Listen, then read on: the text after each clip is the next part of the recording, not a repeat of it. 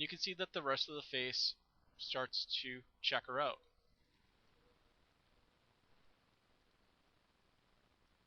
I mean, the face itself doesn't look too bad. It's just the nose that's really the issue.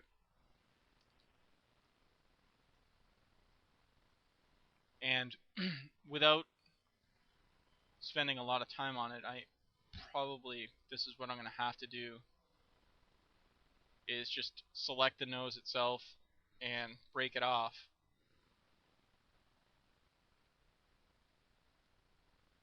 Tools,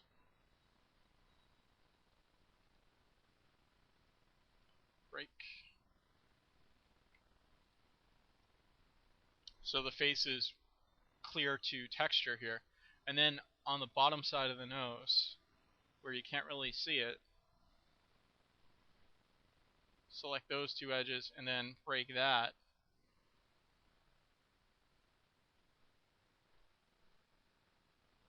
Go back to my polygon subobject mode, select the nose, and then relax this. Again, relax by face angles, hit apply.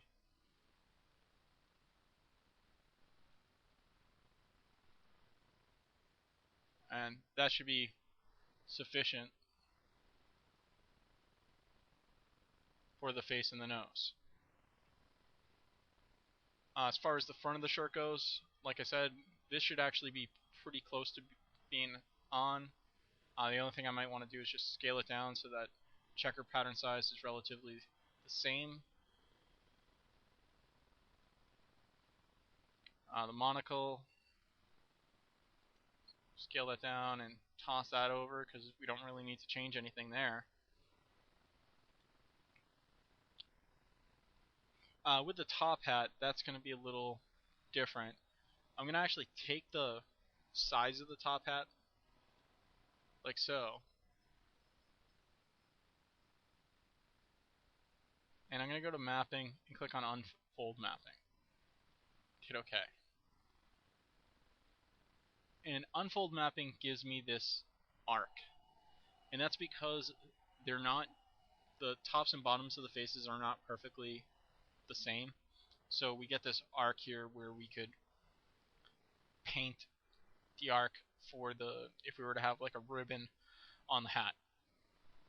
And then we have the top of the hat itself, and rather than trying to do anything special with this, I'm just going to do a quick planar map like so. And let's try,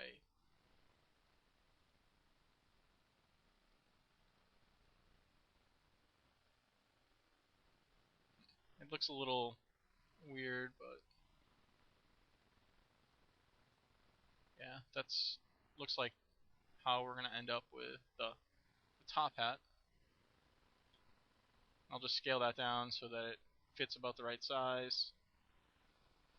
And then we have the bottom of the top hat. This is, again, going to be a little tricky. I'm just going to try average normal. And this is probably the best solution that we're going to end up with. Again, that there's nothing special to the brim of the top hat. So we can have some overlapping going on. If you don't like the overlapping or you have an issue with it,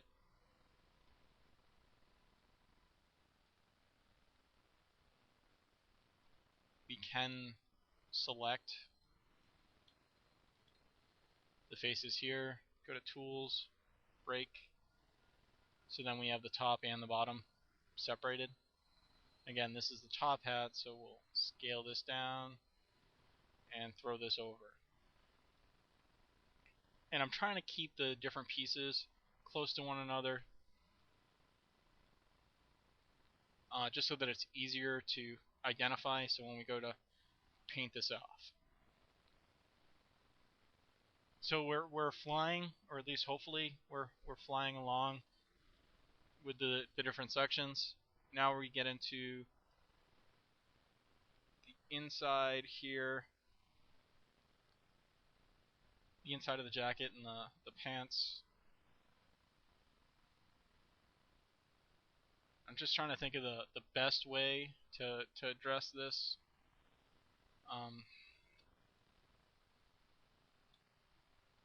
I'm going to actually select the edges on the inside, because again, we're looking for the areas that we're least likely to see. So these edges right here, we're probably not going to see. Tools, and then break this.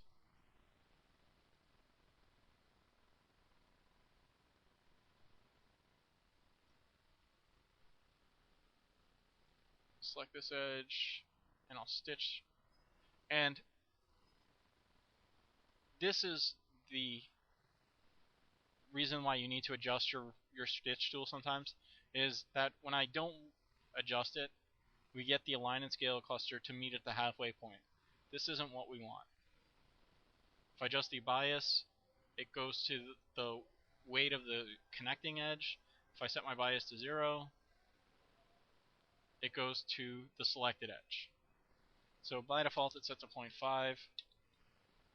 If I uncheck align and scale clusters, it really doesn't do anything right now. So I'm just going to hit cancel. I'm going to go to my polygon subobject mode and select this face, and then go to tools, break, so I can move this over. Once I moved it over, now click the edge and then stitch this. And it makes a cleaner connection. And I'll stitch this, or maybe I won't. I'm just trying to untangle.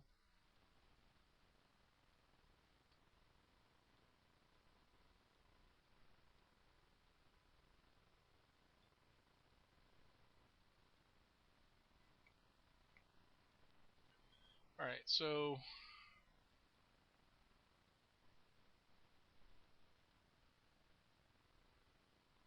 oops. Tools. I don't want to sketch, I want to stitch.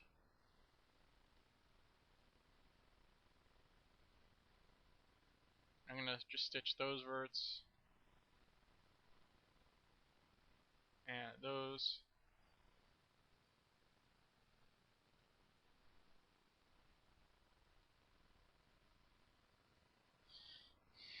And sometimes the vertices don't like to be stitched, like you can see here, and we just have to hold off on those for the time being.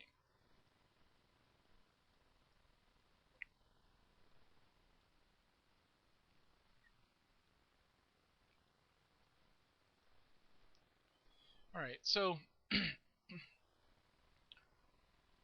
since I did add those breaks right there on the inside of the pants, this is where I'm going to try, and I emphasize try, to relax this. Relax by face angles, and I'll just hit apply, see what happens. I'll just do a start, see how that looks. Yeah, that's really not going to work.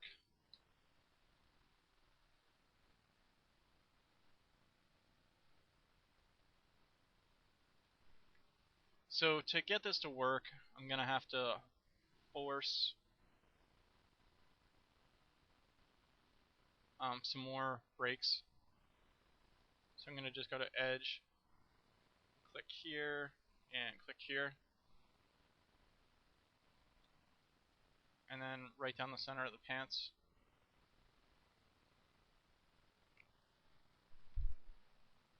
And then tools, break this. And now I'm going to select these and relax these. And what I should end up with, theoretically, is 3 different sections.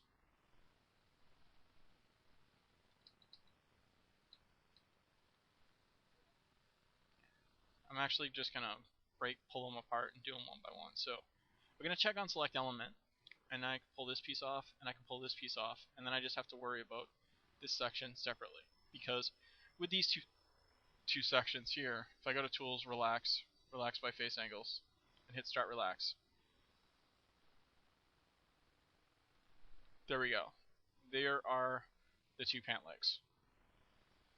With this area here,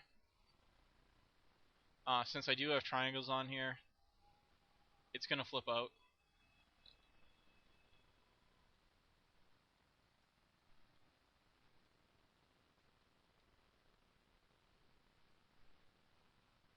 So since I do have triangles, like I said, it will flip out. There's no way around this.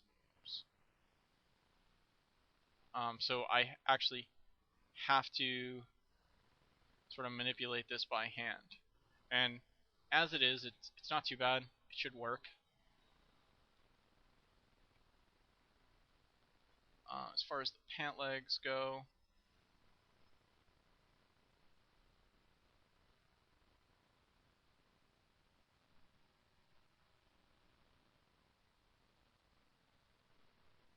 yeah, they don't actually look too bad. Just curious what this edge is. Oh, it's the front here.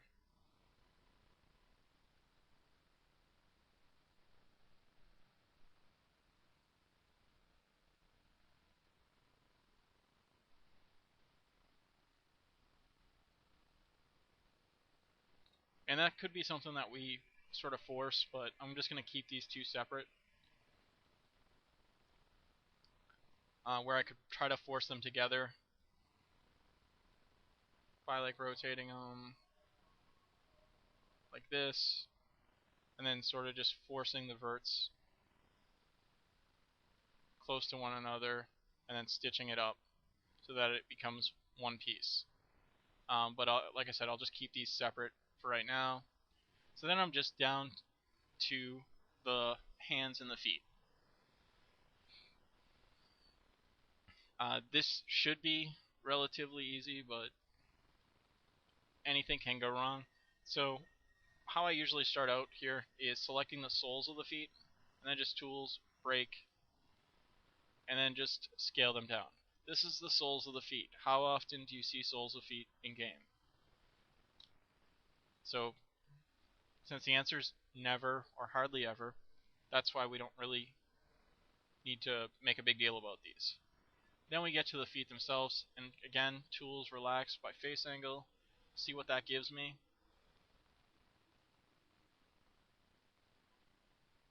That's pretty good. I mean, there might be some distortion, but nothing too noticeable. Again, these are feet.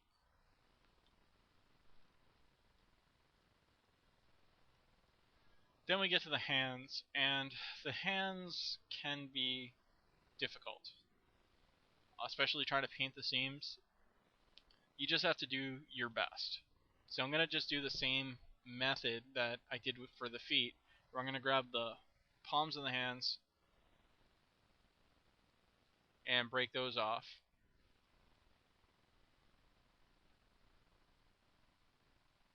And then take the top sections of the hands and then just do a relax.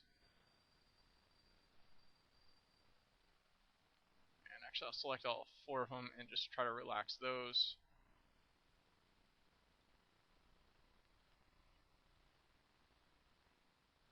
And what you saw there where it flipped out was that my projection was X to Y, so that the actual face normals were flipped on the hands, and it was trying to fix them.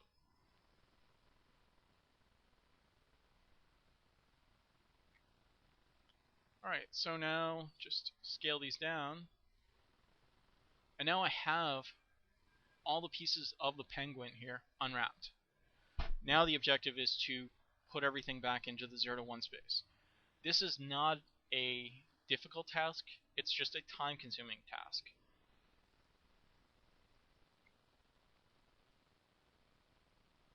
So you can see that certain areas look like they could be scaled down a little bit.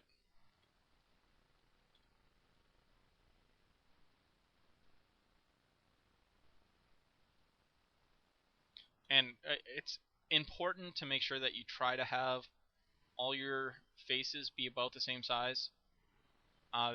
This is just going to be, it's important when you get to texturing. Otherwise you'll see pixelization